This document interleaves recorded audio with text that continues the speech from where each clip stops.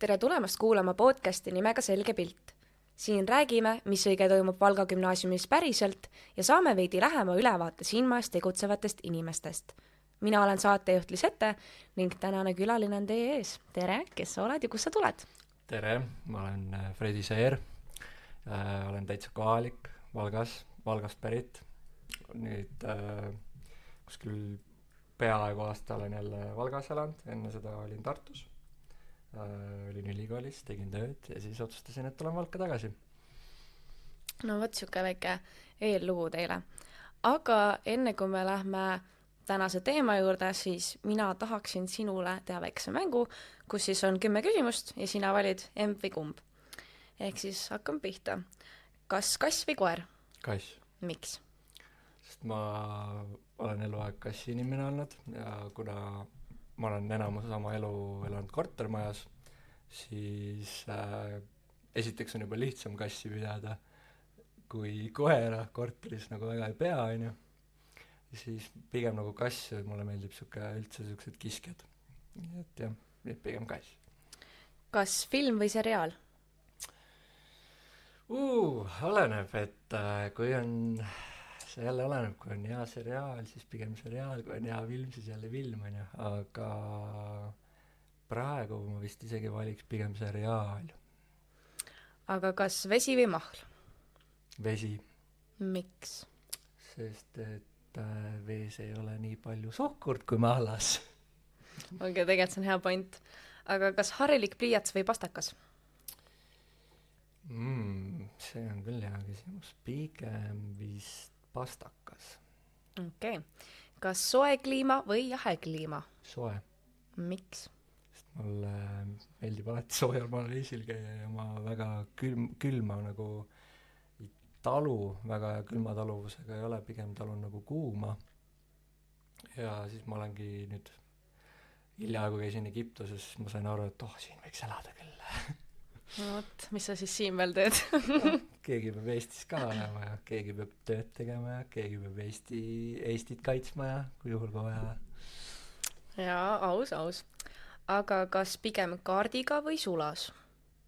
Kaardiga. Miks? Sest see sularaha on nagu, see on nagu nii...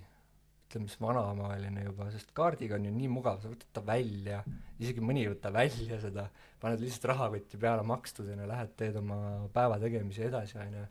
Aga sulas seal hakkad vaatama oma mündikesi, oma punaseid mündikesi, kus mul siin on ja nii nagu ikka vahepeal, kui pensipäeval poes käid, siis vaatad, kuidas seal tädikestel läheb aega, et sulas maksta, eks ole, siis pead ikka minema, mõtled, et saad äkki müüjaga rääkida, aga ei saa, siis pead ikka minema sinna ise teeninduskassasse ja siis maksad ära, lähed ruttu koju ära, on ju. No päris hea põhjendus. Kas pasta või pitsa? See on ka päris hea. Pasta või pitsa? Pasta. Miks? Et pasta sellest ajast, kui gümnaasiumis oli äkki 11. kui me käisime Itaalias ja ma sain Itaalias nii head kanapastat, et ma olin kohe nagu, ma sööks iga kell seda kui pitsat. Nii et maitse pärast ka, nagu mulle räägid, meeldivad üldse nagu sellised makaronid asjad. Kas lõbustuspargid või veepargid? Lõbustuspargid või veepargid? No pigem veepark, sest mulle meeldib vesi. No võt, kas kaardimängud või arvutimängud? Arvutimängud iga kell. Miks? Sest et no arvutimängudes, mis mul on see, et hästi palju strateegilist mõtlemist on, see mingil määral arendab su mälu, on ju, siis kindlasti see suhtlus, sa saad inimestega suhelda, sa saad nii palju erinevaid maailmas olevaid tuttavaid omale nagu selle interneti online'i teel, on ju. Et see on nagu väga hea ja üldse selline, see on selline tekitab hea tuju ja head emotsiooni, saad nagu oma igapäevasest reaalsest päevast välja. Ja nüüd viimane, kas helistamine või kirjutamine? Helistamine või kirjutamine, see jälle oleneb inimesest. et osadega ma eelistan kirjutada, osadega helistada, pigem helistamine. See on nagu kiire, sa kuuled selle inimese häält, sa kuuled taga emotsioone, netidel sa tihtipeale kirjutades väga emotsioone ei näe, on ju, nüüd pigem helistades, jah. jah, ma nõustun. Aga kuna me teame, et sina oled meil siin Valga gümnaasiumi üks vilistlastest Ikka. ja sa oled täitsa esimene vilistlane, kes on siis siin podcastis, siis räägi mulle, mida sa enda gümnaasiumiajast mäletad. Mis ma oma gümnaasiumiajast mäletan? Kindlasti seda, et alguses me tulime, siis me olime siin samas majas, kus praegugi oleme, aga see ei olnud veel renoveeritud. Siis me läksime sinna Vabaduse tänava kooli 11. Ja siis mingi hetk tulime siia tagasi, kui see kooli valmis sai, see oli nii uhke, et saab ikka viimase aasta nagu uues renoveeritud koolimajas ära käia. Ja no kindlasti õpetajad on jätnud mulle väga unustamatu mulje, nii häid kui halbu mälestusi, eks ole. Spetsiifiliselt ma ei oskagi kohe öelda, milliseid, aga noh, neid ikka on. Kui aus olla, siis õpingutes ma olin siuke pigem nagu ei tahtnud ja ei viitsinud vahepeal, aga kui midagi praktilist oli nagu vaja teha või käia kuskil näiteks kooli esindamas, mingeid muid slideshow'e teha, nii siis mulle nagu täitsa meeldis. Kuna ma ise olin ka humanitaarsuunas, siis mulle nagu üldse hullult keeled meeldisid. Ainuke huvitav alati see, et mu eesti keel oli väga kehv. Et nagu siuke vene keel, inglise keel olid mul täitsa enam-vähem, on ju, suhtlustasemel ja kirjutamistasemel. Siis siin ma sain prantsuse keelt ka õppida. Alguses läks hästi, pärast läks, halvemini, aga ma sain ikkagi nagu hakkama, ütleme siis. Reaalained ma nagu väga üldse ei oskanud. See oli nagu mitte üldse minu teema, nagu matemaatika, füüsika, keemia, eks ole, need siin isegi mingil määral bioloogia, et mulle need nagu ei pakkunud huvi, sest et minu ainuke mõte oli see, et ma tahan ainult sellele keskenduda, mida mul nagu tulevikus vaja läheb, on ju. Et mida ma nagu ka kavatsen edaspidi ülikoolis nagu õppida. Aga ma saan täiesti aru, miks neid vaja on, sest et kuna ütleme siis riik või kool on niimoodi ette nähtud, et paika pandud, et need ained tuleb läbida ja siis tuleb lihtsalt ära kannatada ja eluga edasi minna. Selge. Aga kuidas teie kooli ajal oli? Kas teil olid mingid projektid, millest te saite osa võtta klassidega või mis on kõige meeldejäävam ekskursioon olnud? Neid ekskursioone kooli ajal oli ikka nagu väga palju. Näiteks 10. klassis ma mäletan, ma tulin, siis ma juba kohe hakkasin saadeti üritustele ja niimoodi, et õpetajatega sai läbi rääkida, et kooli esindada nii. Ja siis mingi hetk oli selline üritus üle Euroopa, siis Valga linnal on oma nagu sõpruslinnad, on ju. Ja siis üritus oli nagu Twin Town Meeting, mis toimus Poolas.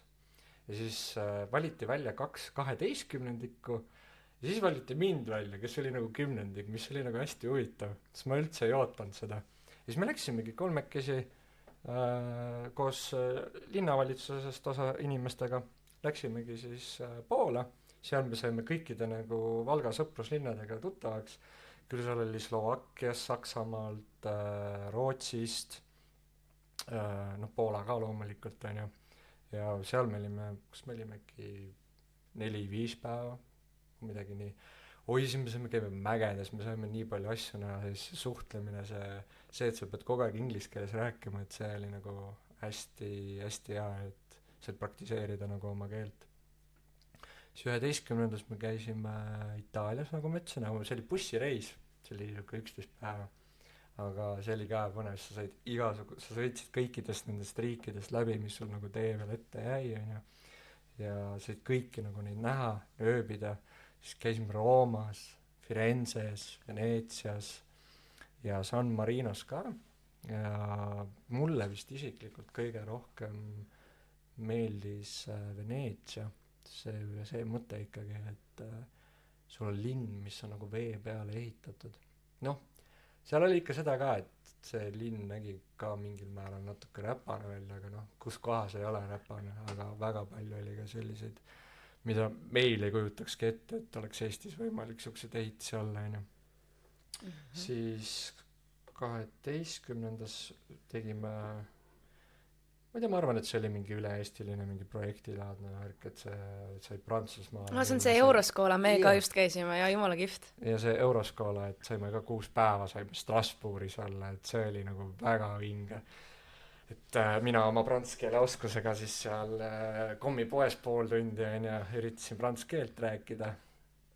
Ja siis lõpuks see prantslane ütleb, et yeah, we can speak in English now, ja siis ma olin nagu, et täiesti lõpp, ma olin nagu nii palju vaeva, et prantsuse keeles selgitada, et ma tahan just toda kommikarpi onju. Ja ma lõpuks sain ka selle ikka, mis ma tahtsin. Et aga kõige lemmikum riik, kuhu ma näiteks olen reisinud, on siiamaani ongi Poola, ma arvan. Miks Poola just? Sest nad on siuksed hästi traditsioonilised, hästi konservatiivsed inimesed ja hästi endasse hoidvad. Sellepärast. No selge. Aga sa ennem ütlesid, et eks neid õpetajasid ole selliseid, kes on paremaga meelde jäänud ja kes halvemaga, aga kes olid sinu lemmikõpetajad? Lemmikõpetajad? Kas sa tahad nimeliselt lemmikõpetajad? No oleks tore nimeliselt, jah. No tegelikult mul on neid 3. No. Need on 3. No kõige esimeseks ma pean ikkagi, kes mind kooli ajal nagu toetas ja niimoodi ja noh, vahepeal ka probleemidest välja aitas oli siis siuke õpetaja nagu Maimu Wisman. Ja teine õpetaja on siis Pille Olesk ja 3. siis Triinu. Tervitused siinkohal teile, kes te veel gümnaasiumis olete, ehk siis Triinu ja Pille. Jah, et niimoodi jah. Aga sinu ajal, kas Triinu oli õppejuht või kes ta oli üldse? Triinu, ta oli meile, oli ta eesti keele õpetaja minu just klassile nagu meie suunale, sest kui ma õigesti mäletan, siis paralleelile, reaalile, majandusele oli siis õpetaja Enes Astar, jah. Siis Triinu andis meile eesti keelt ja siis mingi moment otsustas, et hakkab siis õppejuhti kohta ka täitma ja siis mingi moment ta oligi see õppejuht eesti keele õpetaja, siis kus äkki lõppklassis tuli siis meile eesti keele õpetajaks Varje Schmidt. No võt. Okei, no nii palju me saime sinu kooli kohta teada ja mida kõike siin veel on olnud.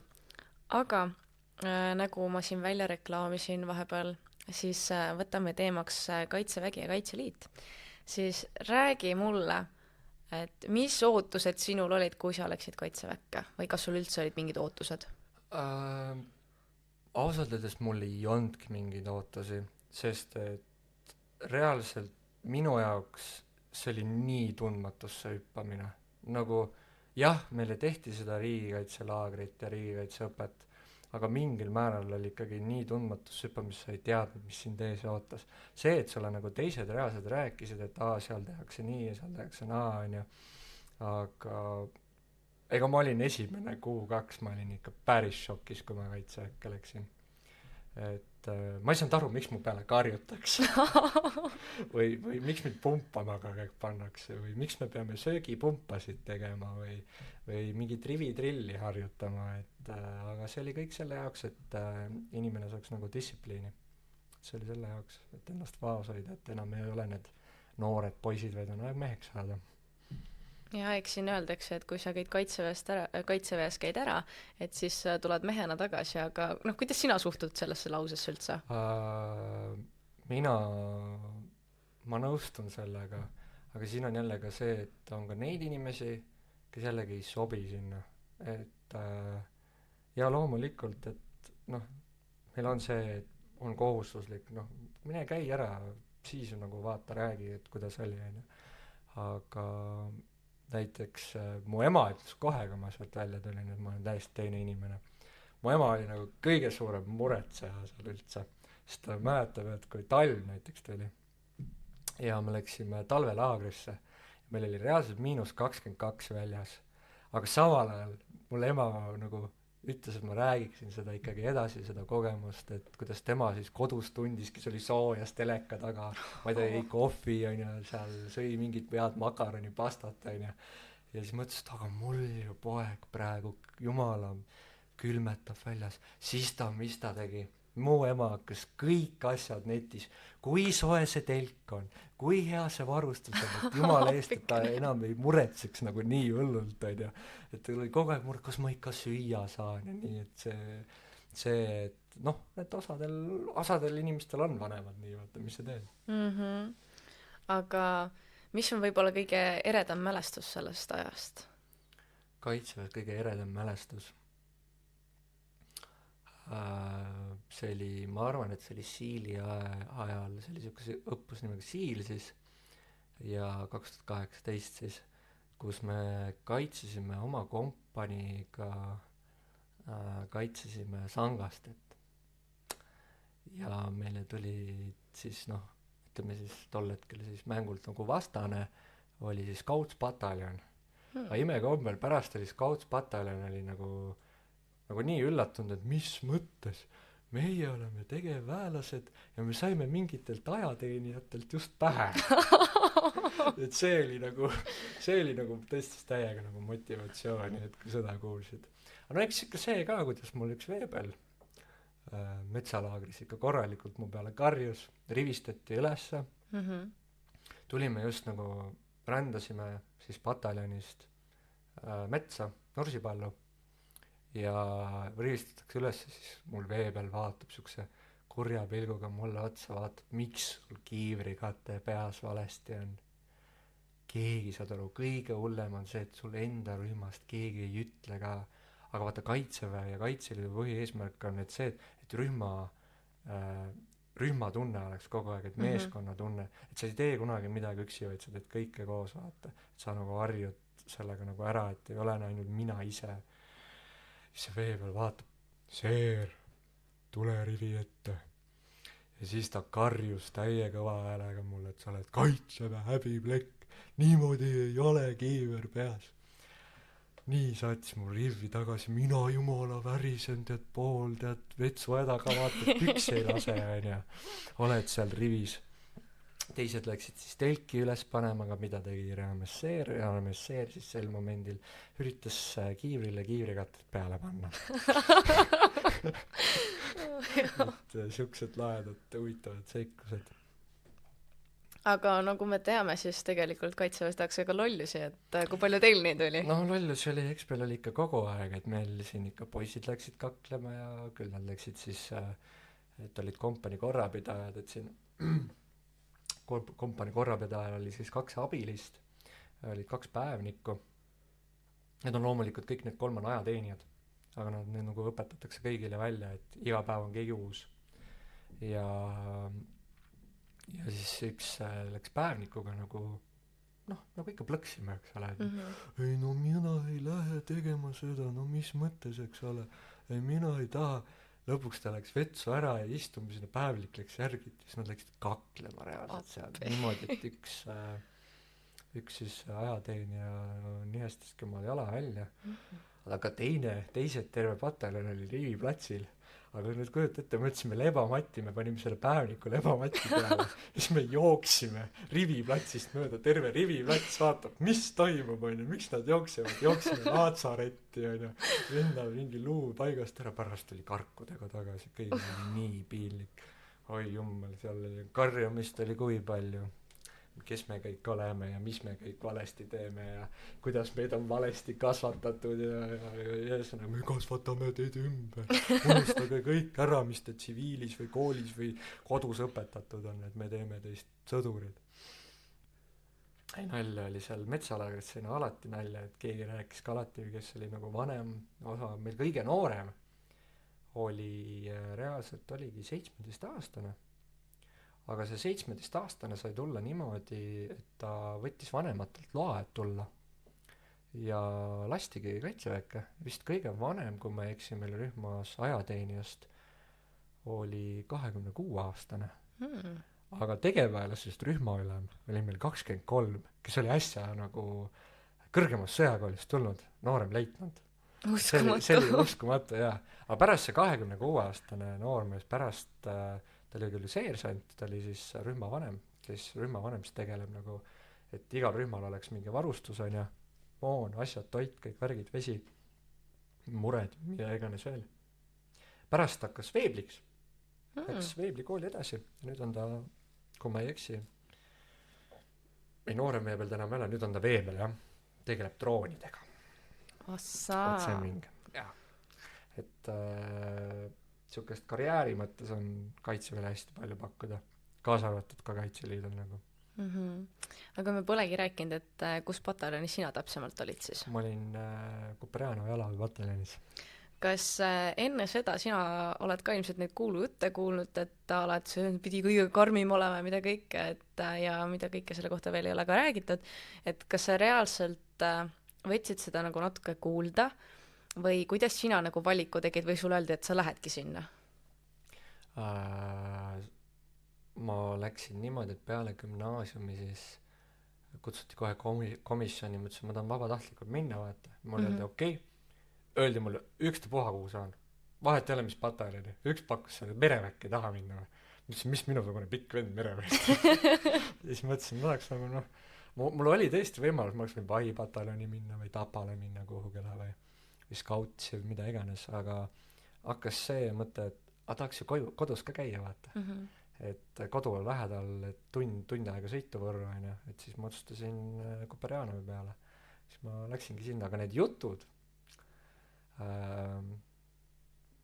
need vastavad tõele, et see tõesti on või siis ka oli karm, sest see kõik olenes sellest, kes mis ajal teeninud oli.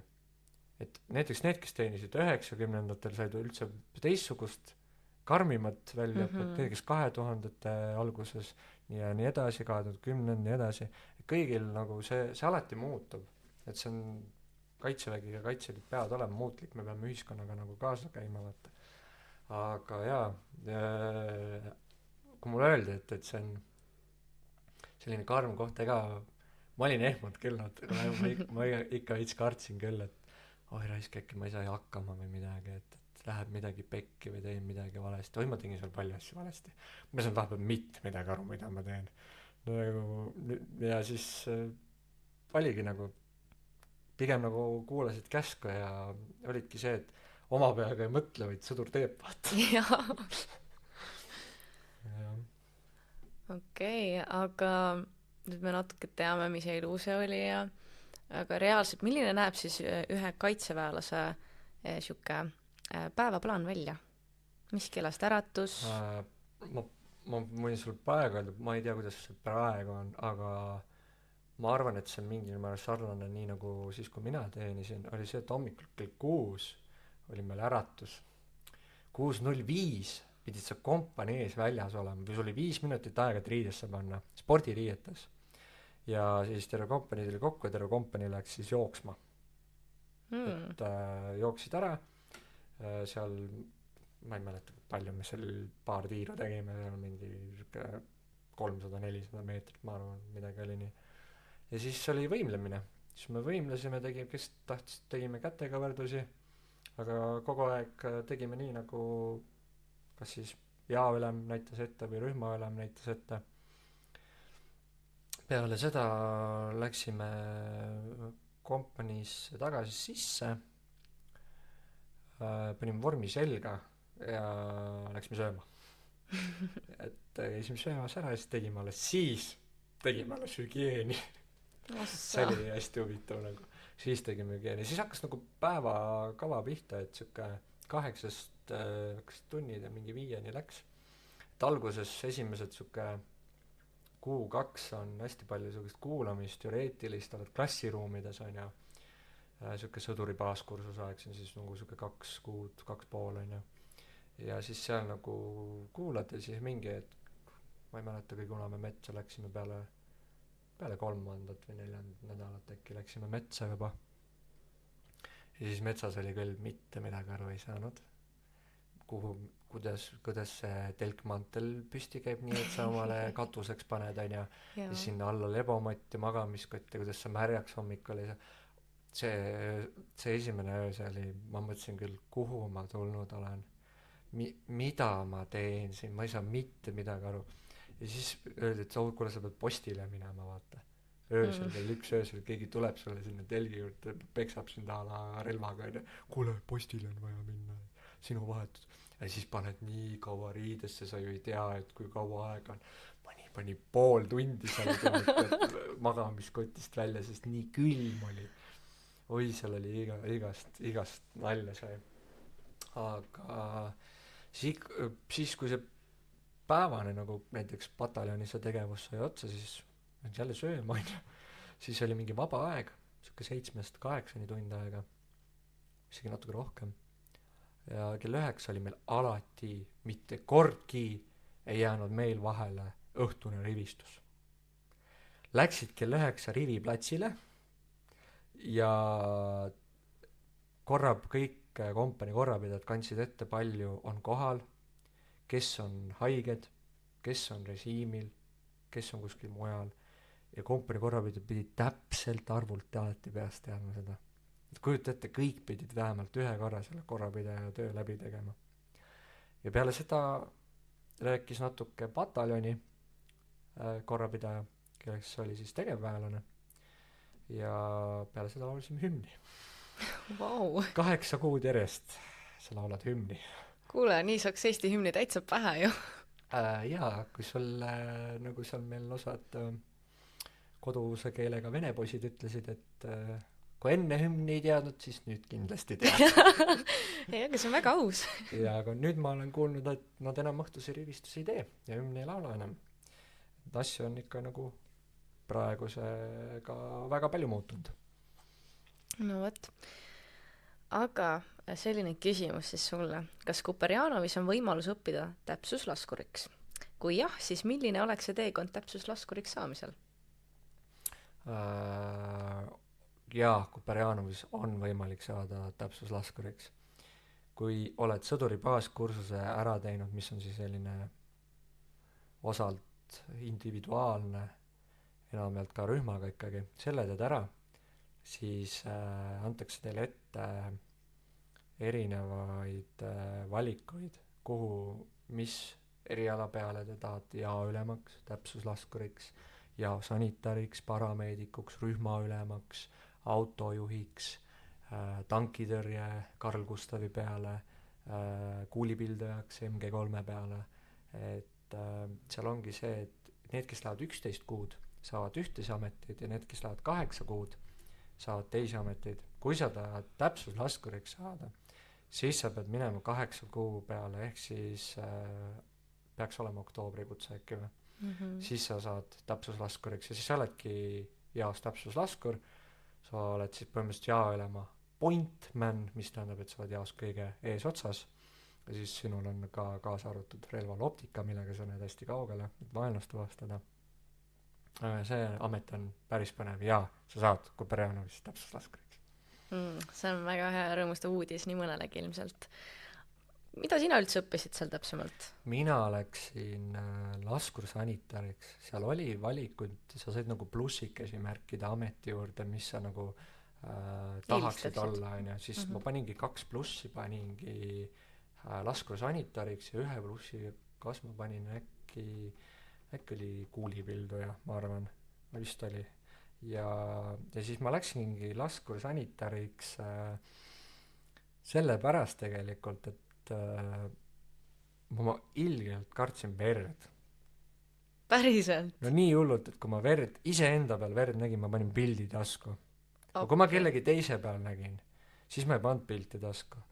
Aga jah, siis mul näidati igasuguseid videosi seal laskursanitari kursusel, tegime ise praktilist läbi, ma nägin ikka päris jubedaid, kus jäsemeid inimesele ei olnud, siukseid nagu, aga jah, endal, kui verd nägin, mul oli kohe, hakkan minestama, kohe kukkun kakku nagu, ma ei kannatanud üldse.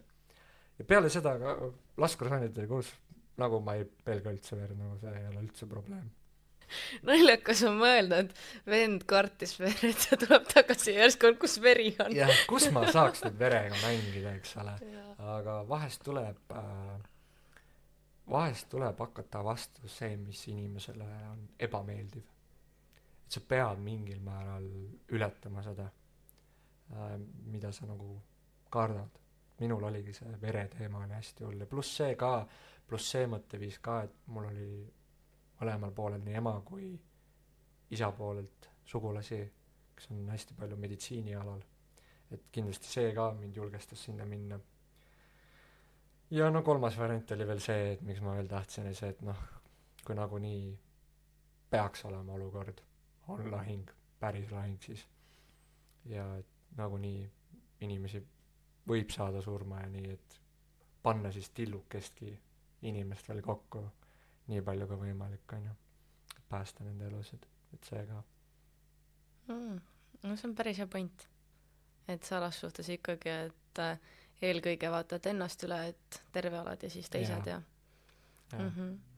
Aga enamus ikkagi teavad siin nüüd meie riigikaitselaagrist.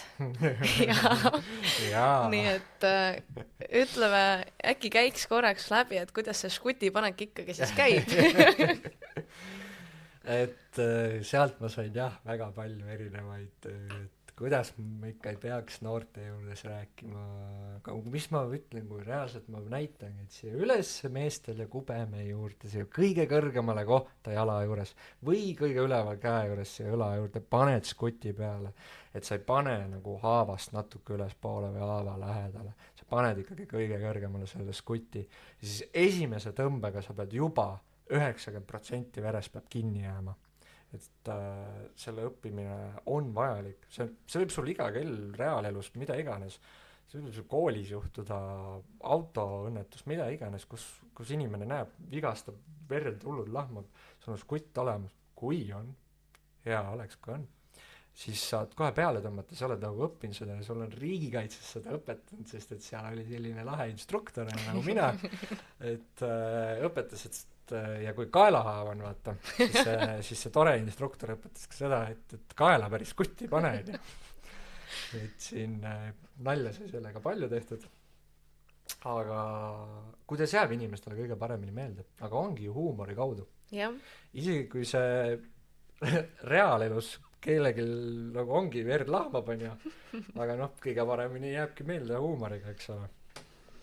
Et jah, et mingis mõttes meil tekkis seal päris äge sisenali, et škutt kaela. Škutt kaela, see oli põhinali ikka jah, et kui midagi oli, aru ei saanud või keegi seal natukene pahandas ja närvi ja siis omavahel ikka ütlesid, seal ikka kuulsin noored ütlesid omavahel, et nii, škutt kaela. Ma siin endalgi siin teil see riigikaitseõpetaja, kes teil gümnaasiumil on, Kullamaa, tema kallal ma ikka norisin, kui ma jälle kuskil mulle vastu kõndis metsalaagrit, siis ma ikkasin jälle Kullamaa vaatas. Ja, ma tean, škutt kaela. Aga näete, nii jäävad asjad meelde. Ja tegelikult see škutt on ikkagi väga tähtis asi. Et nii-öelda, kui võtta autokooli esmaabi, siis seal öeldakse, et seda ilmselgelt ei tohiks kasutada. See on täiesti vale. See, et autokoolis öeldakse, et škutti ei tohiks kasutada. No ainult äärmisel vajadusel. Jah, see on nagu vale sõnastus, sellepärast, et kui sa oled endast kindel ja sa oled võimeline škutti peale, kindlasti tee seda. Aga see, et sulle öeldakse, et nagu ei, see on vale, ei mitte mingil juhul. Võid seda küsida haigla töötajatelt, parameedikutelt, arstidelt, kaasa arvatud siis Kaitseväe Kaitseliidu parameedikutelt, sõjaaja meditsiini. Mingil määral käivad käsi käes, need ikka käivad käsi käes, see loogiline. Aga škutti ikka pane. Julgelt, pane ikka. Kui vajadus on, siis ikkagi tuleb. Aga mitte kaela. Jõuame sinna. Et nali oli jah, et škutt kaelaga, jõuame sinna, et kaela pane. Ainult sidet paneme, rõhk sidet. Vot. Aga škutist nii palju. Siis küsin üle, et kas sinule tehti ka see eraldi õpe, kuidas seda škutti kasutada? Kuidas see õpe üldse välja nägi? Sa mõtled eraldi õpet, siis Jaamulus Kaitseväes tehti, kuna sõduribaaskurs ajal saavad nagunii kõik seda õpet. Nagu kõik, absoluutselt kõik õpivad ajateenistuses škuti pealepanekut, sideme pealepanekut, äravedamist, nii nagu ma teile sealgi näitasin, et kuidas tuleb avatud ära vedada, kui sul kanderaami ei ole, või kanderaamiga võtad selga, tirid, on ju. Et õpetati ja pärast, kui ma läksin siis laskursanitari kursusele, tuli seda õpet veel rohkem. me tegime reaalselt üle päeviti, tegime seda skutt peale ja side peale ja see läbi ja lõhki nii palju tehtud, et see on juba, sul jääbki nagu mällu, vaatad sa öösel läbi uned, et magad, on ju, vaatad, paned iseendale skutti mitte kaela, aga noh, jala peale või käe peale, on ju. Et see oli juba nii käpas. aga kas selle peale tehti nagu eksamid ka? Meile tehti eksamid ka, jah. Sõduri baaskursuse ajal tehti eksamid, mitte siis, kui ma laskursanitari kursuse ajal tehti meile teooriaeksamid minu meelest. Vist ikka oli mingi praktiline, aga see oligi skutt peale, side, kõik. Sest laskursanitarid väga palju rohkem teha ei saa, sest nagunii see haavatu tuleb transportida siis parameediku juurde, rühmaparameediku, ehk siis rühmaparameedik vaatab edasi, mis temaga teha, on ju. Aga jah. No võt. Ehk siis ei tasu karta skutti, et ja selle õpet, et eluks vajalik oskus ja kindlalt, jah. Nii, aga et vaikselt hakata otsi kokku tõmbama, siis reaalselt, kuidas sina kirjeldaksid siis seda kogemust, mis sina Kaitseväes said ja mis võib-olla oleks selline hea soovitus tagasivaates endale, et mida oleks võinud paremini teha, mida võib-olla ei oleks pidanud nii palju tegema, kui üldse sellist asja oleks olnud, või siis näitekski soovitus näiteks teistele, kes nüüd lähevad, et millega tuleks arvestada, mida võiks paremini teha, mida võiks kohe kõrva taha panna. Kindlasti, mida nagu mille peale mina nagu ei viitsinud nagu üldse rõhku panna. Ma olin nagu kindel, et ma saan nagu füüsiliselt hakkama, no ma sain ka, on ju. Aga füüsiline vorm võiks ikka nagu hea olla, vaata. No ma natuke joostasin siia-sinna kätekäverdusi teha, on ju, et niisugused lihtsamad asju, millega tuleks ära harjuda. See on nii Kaitseväes kui Kaitseliidus. Pead arvestama sellega, et kui kuhugile väljaõppele, laagrisse, laskmisele minnakse, siis passimist on tohutult palju. Ma isiklikult võin öelda, et ükskord sai 7 tundi passitud lasketiirus, et saada minna laskma. Ja me lasime ainult pool tundi. Täitsa haige. Ja mis veel soovitada? Hoidke üksteist ja ma ei tea. Sest lihtsamad, et ärge tüli norige, kuulake, mis teile räägitakse, õpetatakse, seal on ikkagi inimesed, kes tegelevad sellega igapäevaselt. Aga minu kogemus Kaitseväest oli see, et kui ma reservi läksin või mul see reservipäev tuli ja mul ema oli pääslas siis vastas Võrus ja esimene lause, mis ma ütlesin talle, mitte elu sees ma ei pane selga mingit vormi, mingit saapaid, ma ei elu sees mingi metsa ka enam, ma ei taha seda üldsegi näha, lõpetage ära, on ju. Nii. 2 aastat hiljem astusin Valgamaa Kaitseliitu, Valgamaa Valevasse, Helmi üksikkompaniisse siis täpsemalt. Läksin esimesele õppusele. Õppus hakkab läbi saama, kõik küsivad, no Seer, kuidas siis oli? Siis mina vaikselt oma ette, aga kõik kuulsid nagu, no sellest ma puudust tundsingi. Et naljakas, et kuidas aastatega, kui mingi asi varem ei meeldinud, siis mingi moment hakkab meeldima. Ja võib-olla miks nagu mulle see meeldima ka, see Kaitseliidu teema hakkas rohkem, on see teada, et see ei ole sul sunnitud. Vaata tihtipeale inimesed ei taha midagi teha, mis on kohustuslik või seda on sunnitud tegema. See on nagu, ma ei taha või midagi, ma ei viitsi, ma kogu aeg siin on ju. Aga Kaitseliiduga on see, et saad inimestega kokku, sul on hea seltskond, teed mingi üritusi linnades, saad inimestele tutvustada, suhelda, lastele näida, see on tegelikult kõik on nagu väga tore, vaata. Aga varem seda ei mõistud ja minu jaoks näiteks ongi oluline, miks ma nagu Kaitseliituga tulin, et kõik tunneksid, et neil ikkagi turvaline oleks ja et meie riik ja kodumaa või meie maa üldse ja meie rahvas oleks nagu kaitstud. Vahet ei ole, millise kes kus mis nurgast tuleb, eks ole. Et see on põhiline. Aga kas reaalselt on olemas ka selline kindel või nagu hea vanus või hea ajavahemik, millal minna siis Kaitseväkke? Või see on nii individuaalne?